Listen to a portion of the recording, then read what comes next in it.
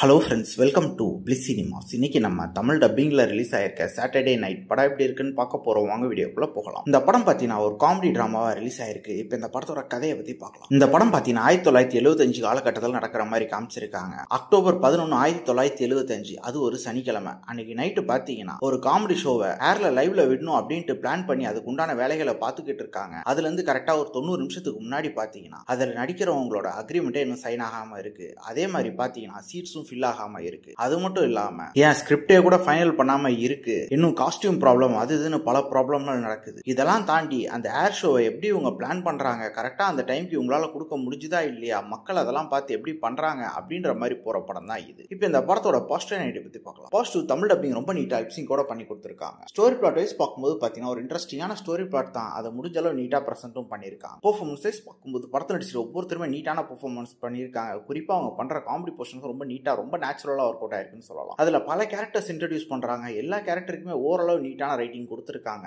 எல்லாருமே நம்மள முடிஞ்ச அளவு என்டர்டெயின் பண்றாங்கன்னே சொல்லலாம். டெக்னிக்கல் ஆஸ்பெக்ட்லயும் படம் சவுண்டா இருக்கு. சினிமோட்டோகிராஃபி, சவுண்ட் எஃபெக்ட்ஸ், பிஜிஎம் எல்லாமே நல்லாவே பண்ணி கொடுத்துருக்காங்க. குறிப்பா பிஜிஎம் அல்டிமேட்டா இருந்தது. எனக்கு ரொம்ப பிடிச்சிருந்ததுன்னு கூட சொல்லலாம். ஸ்கிரீன் பிளேஸ் பார்த்தீங்கன்னா படம் கொஞ்சம் ஸ்லோ அண்ட் ஸ்டெடியா போனாலும் ஓரளவு என்டர்டெய்னிங்கா நம்ம கடைசி வரைக்கும் உட்கார வச்சு பார்க்க வச்சிடறாங்க. நமக்கு ஒரு சில சீன்ஸ் பிரெடிக்டபிளா இருந்தாலும் ஓவராலா பார்க்கும்போது ஒரு சாட்டிஸ்ஃபையான படம் பார்க்க ஃபீல் வரதான் செஞ்சு. கண்டிப்பா இந்த படம் எல்லாருமே ஒன்ஸ் பார்க்க வேண்டிய படமா தான் இருக்கு. ட்ரை பண்ணி பாருங்க. படத்தில் அடல் கண்டென்ட் இருக்கு. ஸோ ஃபேமிலியோட ட்ரை பண்ணாது. இன்னொரு வீடியோவில் சந்திக்கலாம்.